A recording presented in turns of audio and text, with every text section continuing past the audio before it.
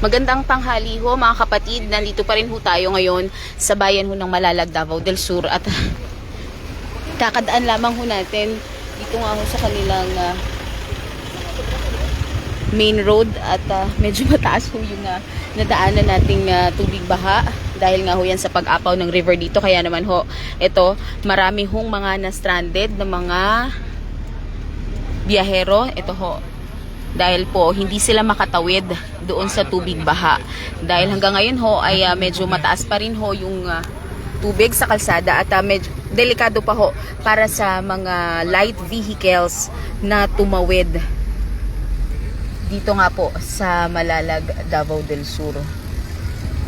Kanina ho sa live natin nitong bandang alas 12 ay nakita ho natin kung gaano ho sinira ng lakas ho ng agos ng tubig yung kanilang flood control o yung dike po dito po sa Malalag. Doon ho yan sa barangay Poblacion, yung daan o tulay going ho sa barangay Central.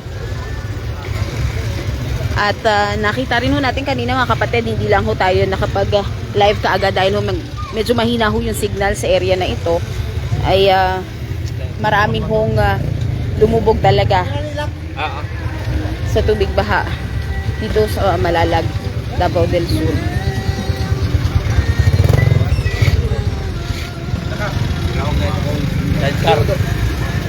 Muli po sa mga kapapanood pa lamang ho natin ating Facebook live ay nandito ho tayo sa bayan ng Malalag, Davao del Sur at isa lamang ho ito sa mga lugar na apektado ho ng flash flood dito sa Davao region dahil simula ho kagabi ay halos hindi ho tumitigil ang buhos ng ulan dito ho sa Davao region.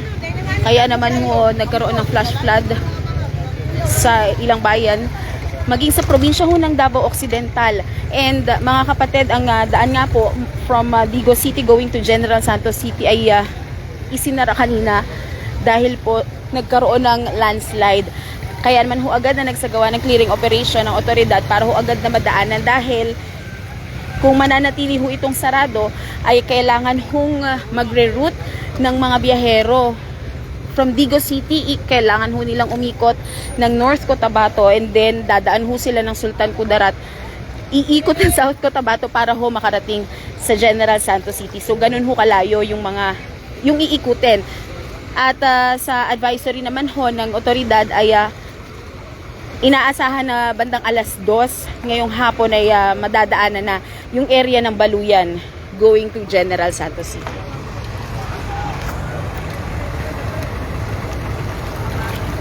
Ito ho, sa mga nagtatanong po, nandito ho tayo sa Malalag, Davao del Sur. At though medyo humupa na ho yung tubig baha, yung mga malalaking vehicles lamang ho yung nakakadaan. Kanina ho talagang kailangan pa nating sumunod doon sa isang truck para lamang ho makadaan dahil talagang pahirapan ho. Napakadelikado ho para sa mga light vehicles. Kaya po, ayan yung mga stranded dito.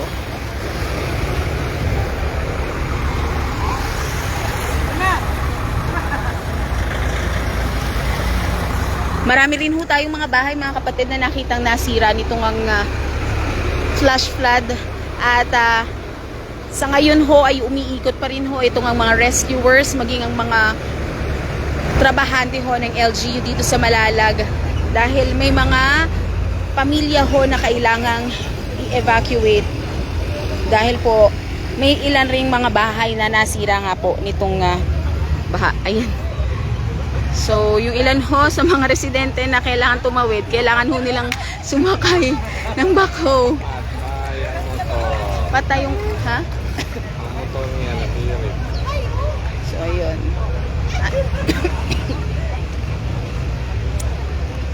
So, may tumirik. Ay, mo tumirik. Motor apa? So, ayun. Hindi lang ho masyadong malinaw sa video natin, pero meron hong motor na tumirik po sa gitna ng kalsada.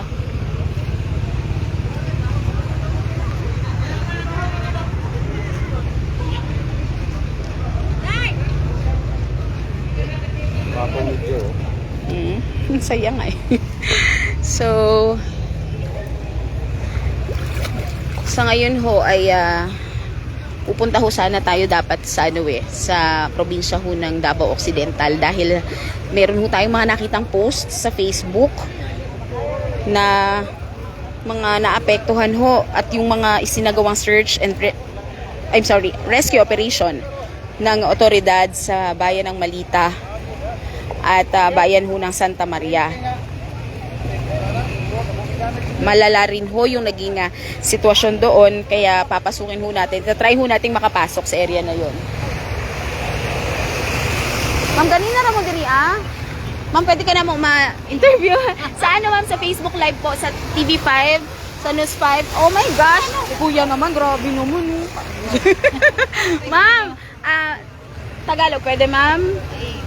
Bisaya lang. Sige po, ma'am, asa mo pa dulong? Diri lang kay magpa-rescue amo tang itchin sa oil kinawa na ako tubig wa tong balay. Ay, okay. So ang inyong balay, asa mo na barangay ma'am? Kuya, ay okay ka?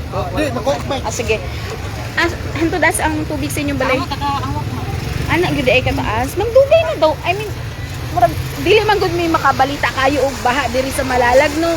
Pero ingon tong mga residente dito na area, 2000 around 2000 pa daw mulas naka-experience og baha diri tinuod. Amo dito napita sa mga may experience kay. Dito okay. Dili ning siya kan. Kani nga area diri So karon kamo sa inyong motor, ma'am? Amo ta bandar ba na kaya amo ni itchin sa oil kapit naman ko ana. Tubig lagi kay sa mama. Amo mga washing dito bitin na ko ana.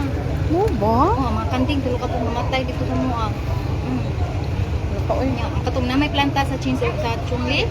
Langkat lang yan sin. Anak ako kusog man. Nan ka nang Meron man gabi eh. ang ulan. First, pero sa bukid Bukid ang kusog. kusog gyud daw sa bukid. So kanang tubig nga ni baba diri ma'am. Diri mo nag-aanan na. Diri ni tingala galing nga dapat yung tubig diri. Oo ba? Okay, kusog dito gyud ay sa bukid ang kusog. Ma'am, balikan ta kaunya ma'am. Salamat kay ma'am. So yun nga po na-interview natin si ma'am at sa area daw nila. Ang sakto na barangay ma'am? Babak? So sa barangay Babak, medyo ano sila medyo sanay sa mga baha. Pero laking gulat raw nila nung ang mabalitaan nga na dito sa mismong sentro ay tumaas ng hanggang bewang rin yung tubig baha. Dahil nga raw po yan sa patuloy na sa halos walang tigil na malakas na ulan doon sa bukid or bundok ng Ebo at yung tubig nga from there ay bumaba raw pababa dito sa Malalag, Davao del Sur. So itong tubig na ito mga kapatid, inaasahan nila na huhupa rin dahil meron nga pong dagat nearby at doon papunta itong ang tubig na nandito. Okay. Wait lang. Yeah, commute So interviewin natin ulit. Ayan. Ma'am, sorry kayo sa abala ha.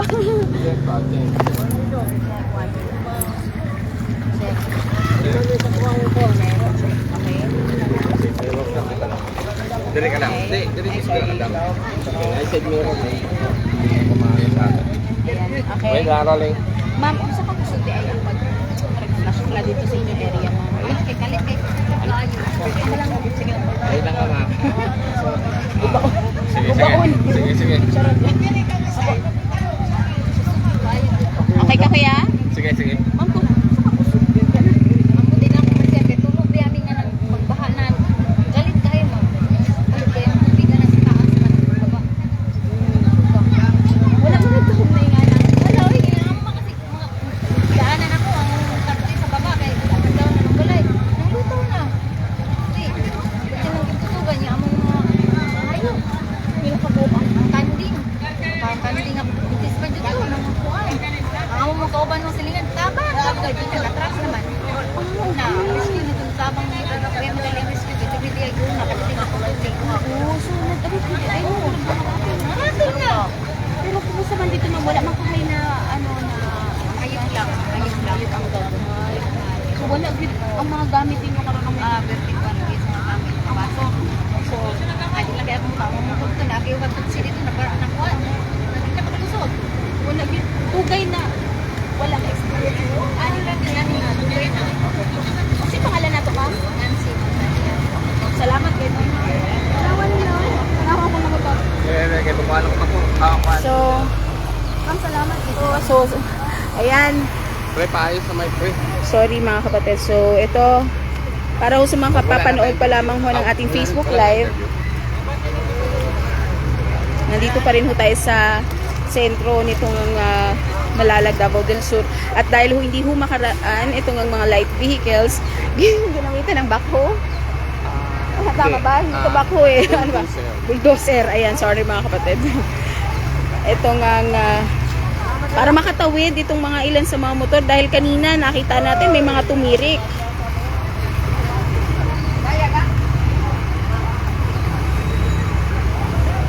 Ayan, maraming salamat ho sa mga kapatid natin na nagsasabing ingat. Yes po, mag-iingat ho tayo talaga. Medyo extra ingat talaga dahil merong mga areas pa rin ho na lubog pa rin sa baha until now. Again, marami hong nagulat mga kapatid sa itong biglaang pagbaha dito sa Davao del Sur dahil hindi naman daw ho usual talaga itong binabaha. Pero dahil ho sa lakas ng tubig doon daw ho sa bundok o sa bukid ng Ibu na bumaba dito sa bayan, kaya ho talaga lumubog sa baha itong ilang barangay dito sa kanilang bayan. Wala na. Yung kalsada ho nila ay passable ho para ho sa mga malalaking sasakyan, pero for light vehicles katulad ho ng motor, mga tricycle, medyo delikado. Risky pa ho dahil posible nga tumirik yung inyong sasakyan.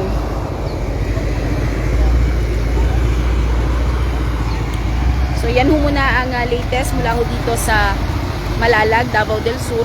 Ngayon naman ho ay papasok ho tayo sa probinsya ho ng Davao Occidental, kung saan nga ho may mga nakita tayong mga Facebook post kanina na talagang grabe din ho yung naging epekto sa kanila nitong flash flood. Meron pa ho tayong nakita kanina na truck ng if hindi po ako nagkakamali from DFT na talagang nadala sa malakas na agos ng tubig baha dito ho yan sa Davao region. So mamaya tatry ho natin kung medyo malakas yung signal ho doon ay magbibigay tayo ng karagdagang update via Facebook Live, and syempre ho sa Frontline Pilipinas and sa barangay o sa may Baluyan area naman ho mga kapatid, yung daan ho from Vigo City going to Jensan.